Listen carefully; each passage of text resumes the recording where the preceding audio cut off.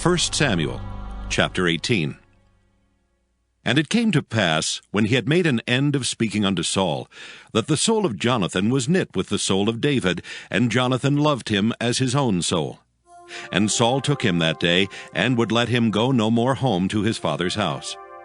Then Jonathan and David made a covenant, because he loved him as his own soul. And Jonathan stripped himself of the robe that was upon him, and gave it to David, and his garments, even to his sword, and to his bow, and to his girdle. And David went out whithersoever Saul sent him, and behaved himself wisely. And Saul set him over the men of war, and he was accepted in the sight of all the people, and also in the sight of Saul's servants.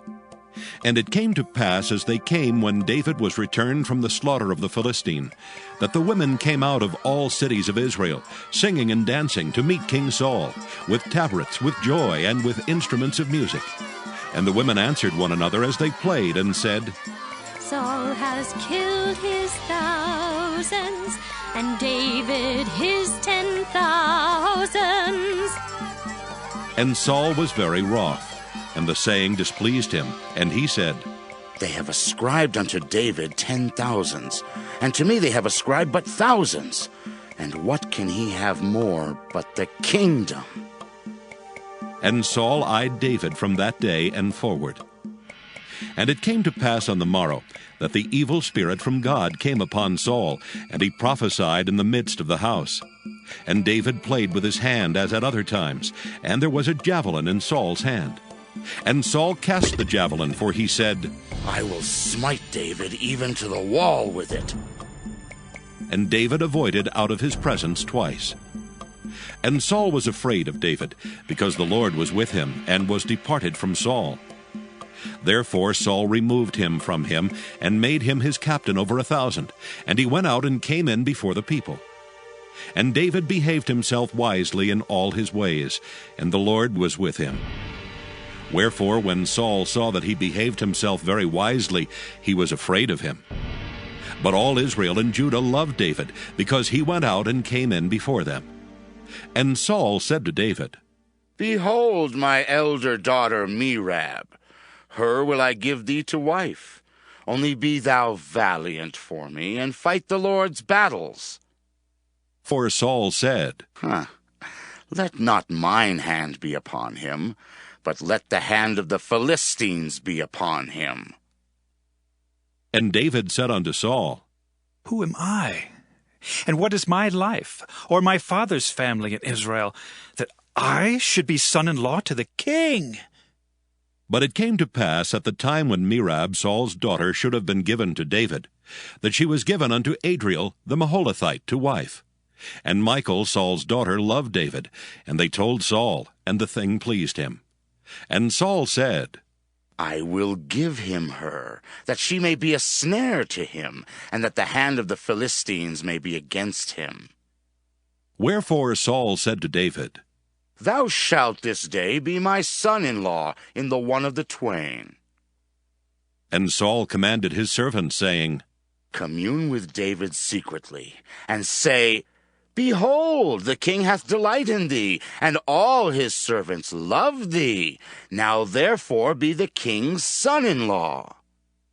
And Saul's servants spake those words in the ears of David. And David said, Seemeth it to you a light thing to be a king's son-in-law, seeing that I am a poor man and lightly esteemed? And the servants of Saul told him, saying, On this manner spake David. And Saul said, Thus shall ye say to David, The king desireth not any dowry, but 100 foreskins of the Philistines, to be avenged of the king's enemies. But Saul thought to make David fall by the hand of the Philistines. And when his servants told David these words, it pleased David well to be the king's son-in-law, and the days were not expired. Wherefore David arose and went, he and his men, and slew of the Philistines 200 men. And David brought their foreskins, and they gave them in full tale to the king, that he might be the king's son-in-law. And Saul gave him Michal his daughter to wife. And Saul saw and knew that the Lord was with David, and that Michal, Saul's daughter, loved him. And Saul was yet the more afraid of David, and Saul became David's enemy continually. Then the princes of the Philistines went forth, and it came to pass, after they went forth, that David behaved himself more wisely than all the servants of Saul, so that his name was much set by. 1 Samuel chapter 19. And Saul spake to Jonathan his son, and to all his servants, that they should kill David. But Jonathan, Saul's son, delighted much in David. And Jonathan told David, saying, Saul my father seeketh to kill thee. Now therefore I pray thee, take heed to thyself until the morning, and abide in a secret place, and hide thyself. And I will go out, and stand beside my father in the field where thou art, and I will commune with my father of thee. And what I see, that I will tell thee. And Jonathan spake good of David unto Saul his father, and said unto him, Let not the king sin against his servant, against David, because he hath not sinned against thee, and because his works have been to thee ward very good. For he did put his life in his hand, and slew the Philistine, and the Lord wrought a great salvation for all Israel. Thou sawest it, and didst rejoice. Wherefore then wilt thou sin against innocent blood, to slay David without a cause? And Saul hearkened unto the voice of Jonathan, and Saul sware, As the Lord liveth, he shall not be slain. And Jonathan called David, and Jonathan showed him all those things. And Jonathan brought David to Saul, and he was in his presence as in times past. And there was war again, and David went out and fought with the Philistines, and slew them with a great slaughter, and they fled from him. And the evil spirit from the Lord was upon Saul, as he sat in his house with his javelin in his hand, and David played with his hand. And Saul sought to smite David even to the wall with the javelin. But he slipped away out of Saul's presence, and he smote the javelin into the wall, and David fled and escaped that night. Saul also sent messengers unto David's house to watch him, and to slay him in the morning. And Michal, David's wife, told him, saying, If thou save not thy life tonight, tomorrow thou shalt be slain. So Michal let David down through a window, and he went and fled and escaped. And Michal took an image and laid it in the bed, and put a pillow of goat's hair for his bolster, and covered it with a cloth. And when Saul sent messengers to take David, she said, He is sick. And Saul sent the messengers again to see David, saying, Bring him up to me in the bed, that I may slay him. And when the messengers were come in, behold, there was an image in the bed with a pillow of goat's hair for his bolster. And Saul said unto Michal, Why hast thou deceived me so, and sent away mine enemy, that he is escaped? And Michal answered Saul, He said unto me, Let me go. Why should I kill thee? So David fled and escaped, and came to Samuel to Ramah, and told him all that Saul had done to him. And he and Samuel went and dwelt in Naioth. And it was told Saul, saying, Behold, David is at Naioth in Ramah. And Saul sent messengers to take David. And when they saw the company of the prophets prophesying, and Samuel standing as appointed over them, the Spirit of God was upon the messengers of Saul, and they also prophesied. And when it was told Saul, he sent other messengers, and they prophesied likewise. And Saul sent messengers again the third time, and they prophesied also. Then went he also to Ramah, and came to a great well that is in Secu. And he asked and said, Where are Samuel and David? And one said, Behold, they be at Naioth in Ramah. And he went thither to Naioth and Ramah, and the Spirit of God was upon him also, and he went on and prophesied until he came to Naioth and Ramah. And he stripped off his clothes also, and prophesied before Samuel in like manner, and lay down naked all that day and all that night. Wherefore they say, Is Saul also among the prophets? 1 Samuel chapter 20. And David fled from Naioth and Ramah, and came and said before Jonathan, What have I done? What is mine iniquity? And what is my sin before thy father, that he seeketh my life? And he said unto him, God forbid, thou shalt not die. Behold, my father will do nothing, either great or small, but that he will show it me. And why should my father hide this thing from me? It is not so. And David sware moreover, and said, Thy father certainly knoweth that I have found grace in thine eyes. And he saith, Let not Jonathan know this, lest he be grieved. But truly as the Lord liveth, and as thy soul liveth, there is but a step between me and death. Then said Jonathan unto David, Whatsoever thy soul desireth, I will even do it for thee.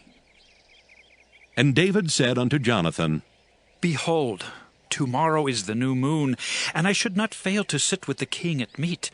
But let me go, that I may hide myself in the field unto the third day at even. If thy father at all miss me, then say, David earnestly asked leave of me that he might run to Bethlehem his city, for there is a yearly sacrifice there for all the family. If he say thus, it is well. Thy servant shall have peace. But if he be very wroth, then be sure that evil is determined by him. Therefore thou shalt deal kindly with thy servant, for thou hast brought thy servant into a covenant of the Lord with thee. Notwithstanding, if there be in me iniquity, slay me thyself, for why shouldest thou bring me to thy father? And Jonathan said, Far be it from thee, for if I knew certainly that evil were determined by my father to come upon thee, then would not I tell it thee? Then said David to Jonathan, Who shall tell me? Or what if thy father answer thee roughly? And Jonathan said unto David, Come, and let us go out into the field. And they went out both of them into the field. And Jonathan said unto David, O Lord God of Israel, when I have sounded my father about tomorrow any time, or the third day, and behold, if there be good toward David, and I then send not unto thee and show it thee, the Lord do so and much more to Jonathan. But if it please my father to do thee evil, then I will show it thee and send thee away, that thou mayest go in peace. And the Lord be with thee, as he hath been with my father. And thou shalt not only while yet I live show me the kindness of the Lord, that I die not, but also thou shalt not cut off thy kindness from my house forever. No, not when the Lord hath cut off the enemies of David, every one from the face of the earth. So Jonathan made a covenant with the house of David, saying, Let the Lord even require it at the hand of David's enemies. And Jonathan caused David to swear again, because he loved him, for he loved him as he loved his own soul. Then Jonathan said to David, Tomorrow is the new moon, and thou shalt be missed, because thy seat will be empty. And when thou hast stayed 3 days, then thou shalt go down quickly and come to the place where thou didst hide thyself when the business was in hand, and shalt remain by the stone Ezel. And I will shoot 3 arrows on the side thereof, as though I shot at a mark. And behold, I will send a lad, saying, Go, find out the arrows. If I expressly say unto the lad, Behold, the arrows are on this side of thee, take them. Then come thou, for there is peace to thee, and no hurt, as the Lord liveth. But if I say thus unto the young man, Behold, the arrows are beyond thee, go thy way, for the Lord hath sent thee away. And as touching the matter which thou and I have spoken of, behold, the Lord be between thee and me forever. So David hid himself in the field. And when the new moon was come, the king sat him down to eat meat. And the king sat upon his seat, as at other times, even upon a seat by the wall. And Jonathan arose, and Abner sat by Saul's side, and David's place was empty. Nevertheless Saul spake not anything that day, for he thought, Something hath befallen him. He is not clean. Surely he is not clean. And it came to pass on the morrow, which was the 2nd day of the month, that David's place was empty.